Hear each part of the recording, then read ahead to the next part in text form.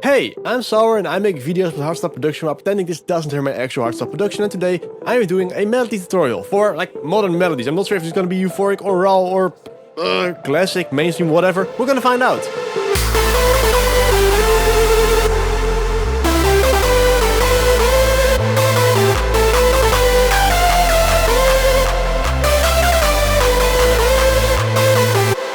Before you start making a melody, we need to prepare the project for it. And preparing the project is really simple. You're gonna set the BPM to something respectable, 150 or up. I like 155.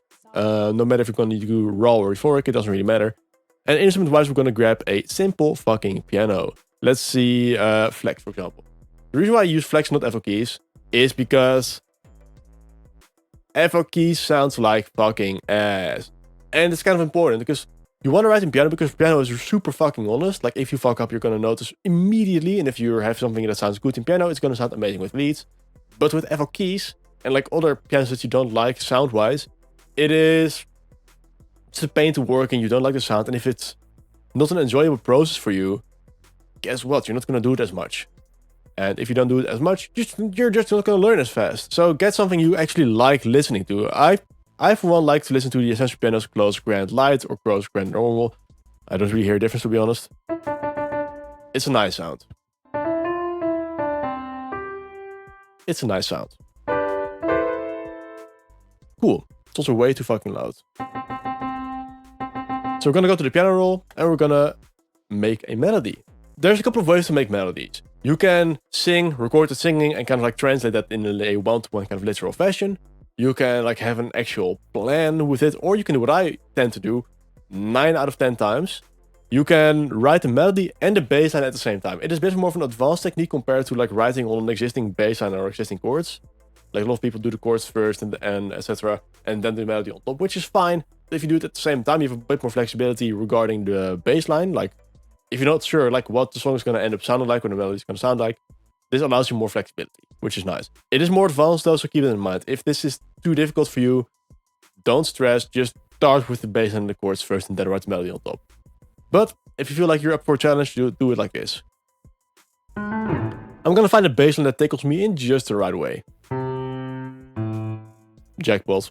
I'm not sure why, but this A just hit right for me. And now I'm gonna look for notes on top that also fit as well. I'm also going to move this to the second bar, because sometimes I want to have a bit of a wind up to it. Na na na na, na na na na. I don't know.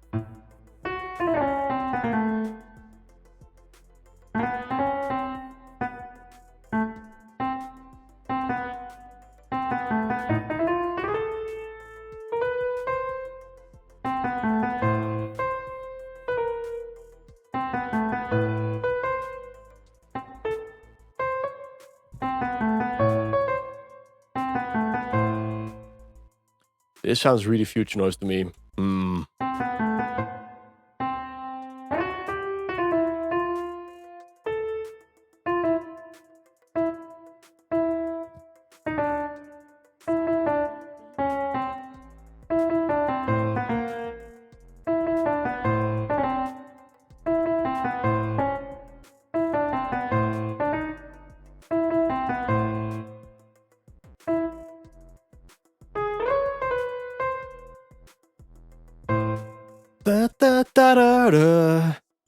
Okay, now I'm stuck with future noise melodies in my head. Okay, let's do first 2 bass notes.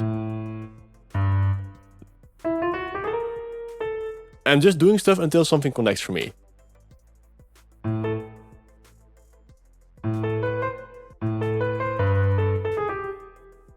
Ooh, this actually could work.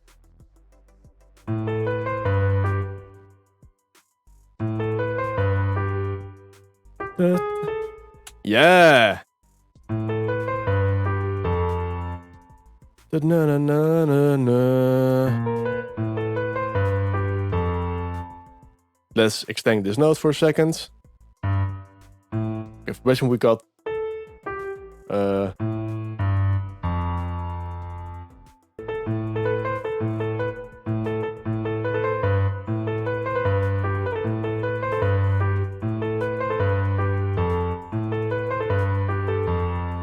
Okay, so I'm right now introducing fun rhythms because while the first thing was fine, and lots of people like that, like it is subjective, and I for one like a bit more interesting rhythms. So I prefer this over the other, and that's a personal preference, of course.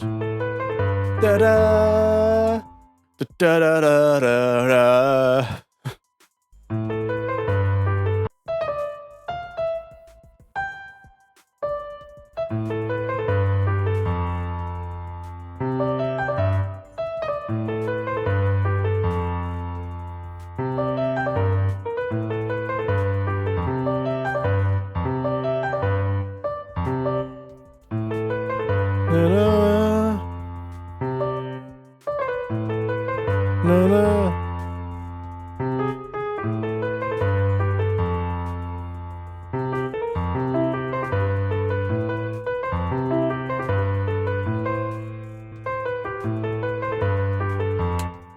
Okay, so right now I've got this, and I went into focus mode. That's why I went quiet for a second. So my process when doing this is you're trying something, like for example this.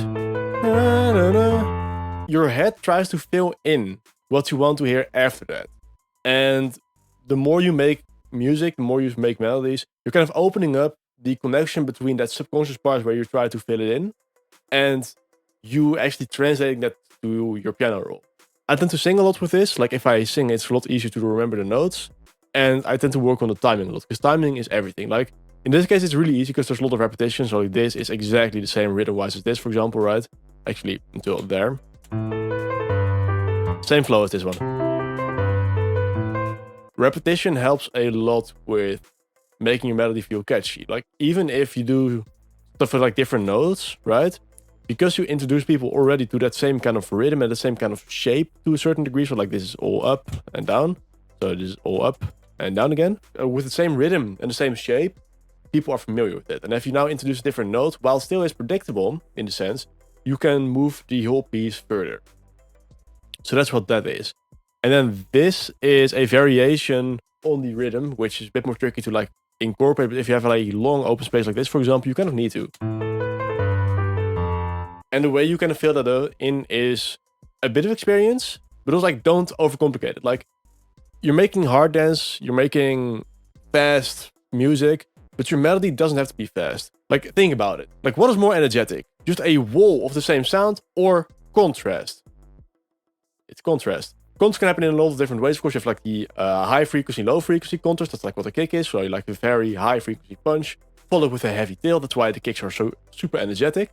Or you have the like loud, quiet contrast, which is this. Lots of loud, a lot of quiet. Lots of loud, a lot of quiet. Like that makes the whole thing feel energetic.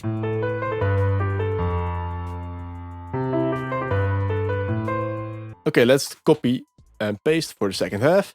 And now for the second half, we're just going to make it more, either more energetic, or we're going to just work it up to like different notes. Like that also helps a lot. Wait. I'm gonna transpose the whole thing to different notes, like this, for example, moving everything down a bit. This doesn't make anything off-keying. It just makes it feel different. That often helps to like kind of reset your brain to it.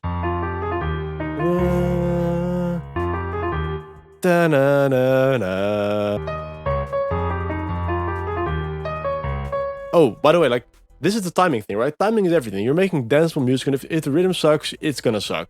So this, for example, like it's not wrong per se, but like this is just way better.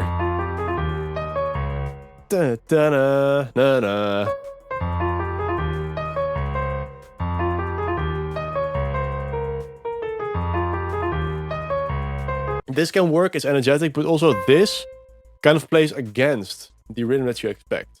Like the rhythm of the kicks is like exactly in between there. So like the kicks fall there. And this kind of like plays against this, which makes this whole piece feel kind of super energetic in a way. I feel like if I just move this up a bit, then this ending is pretty much done.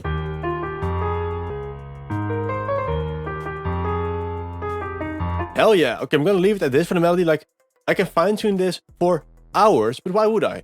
I think it's more beneficial for you in general if you don't spend too much time perfecting it, but like as soon as you got something decent like this, you're gonna move on to the different parts of your project or to different melodies, because You can spend hours on this, but it's only gonna get like a percentage, like a small percentage better, which is not necessarily worth the effort.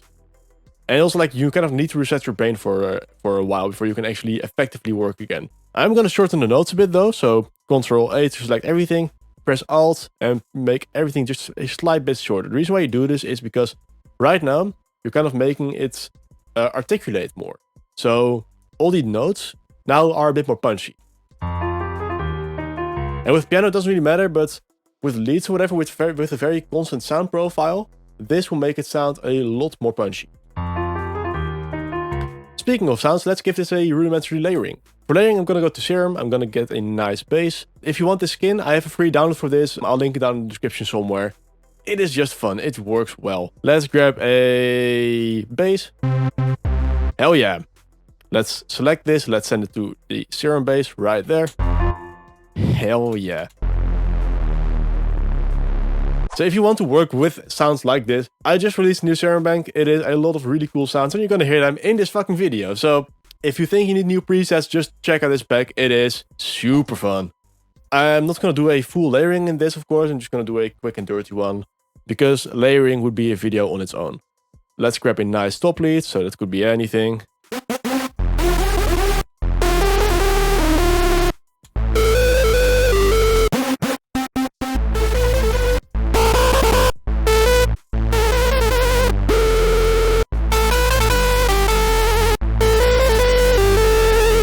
Ooh, I like this lead. Okay, I'm gonna introduce a couple of pitch bends because pitch bends just bring out emotion. It's a super subtle difference, but this kind of adds a bit more emotion. Like, we're programming music, we need to do everything we can to make this emotional. And if pitch bends sound difficult to you, I have a full video on that, so check it out. Let's grab a new Serum lead. I also want a bit more pitch attack to this, so I'm gonna paste it there and I'm gonna give it one. And now let's grab a chord lead to like do the actual filling. Cool, let's add one more chord layer because honestly, I can never get enough of these. They're just so much fun to like add some power and punch to your chords. So maybe a...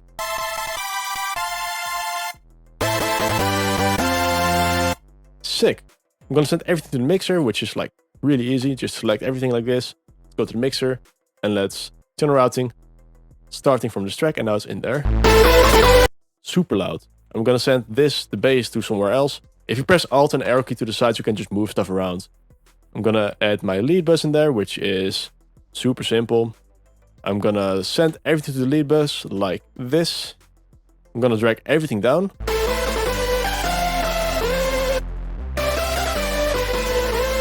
And I remember I said that the big rests in the melody are good, right? Like, you don't need to fill everything up to the brim. Like, you don't need this space to be filled with like unnecessary notes. These gaps become part of the punchiness.